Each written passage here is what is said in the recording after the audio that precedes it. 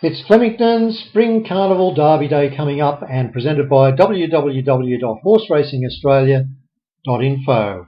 Now first, the commercial. Winning is Everything is a brand new book that I've written, and it tells you how I came to be a professional form analyst for one thing, and it tells you how a professional punter operates. It's also full of information based on over 1 million horse runs over the last few years, telling you everything you need to know to be able to make a punting income for life. Is that worth $295? Leave that to you. You can go to our website and purchase a copy. Okay, now going to Flemington. Here I'm looking at Flemington Race 4 for you, and you can see that on top we have Kuru, and it's all green lights in the program we're using, the GTX program. Okay, now that's very interesting. The wind is predicted to be light on Saturday and the possibility of some showers. Let's see how that affects things.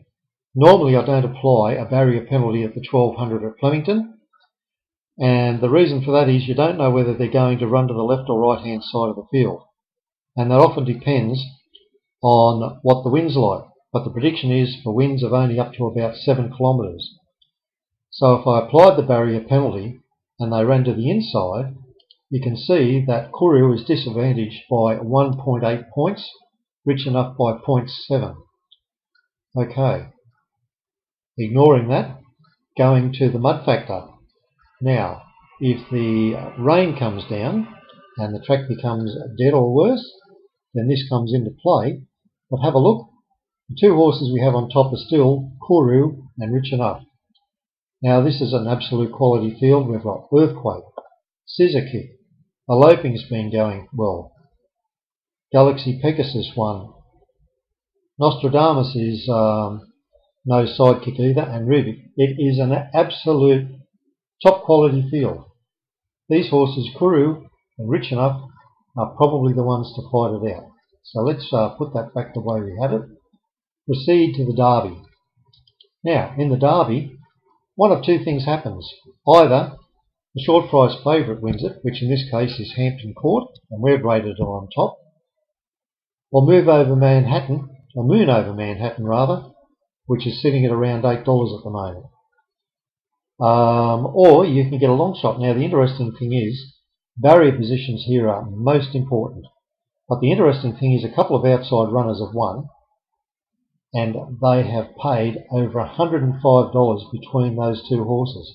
So it's been very profitable just backing the outside barriers. But have a look at this. Barrier 11 is Hampton Court. Barrier 12 is Moon Over Manhattan. Magical, our third horse, is in barrier 16. Unbelievable, isn't it? But are these horses good enough to overcome it? Is the rider good enough? Now, Kerry McAvoy has not been riding as well lately as when he had the backing of the huge stables like he did. But he does ride Hampton Court for Gay Waterhouse. Moon Over Manhattan, I've very much liked its run last start at Moonee Valley. Now, horses don't usually back up from Moonee Valley or Flemington, but this is slightly different because that race that it won is one of the top quality 3-year-old races in the lead up to the Derby. We won't know what's going to happen till the day itself, but let's have a look now if we've got a slightly wet track, and what it does, it puts Moon Over Manhattan on the top. Either way, they are the two to back. I do wish you good luck. Now, by Sunday morning I hope to have a video up on the Melbourne Cup and our assessments for those. Good luck until then.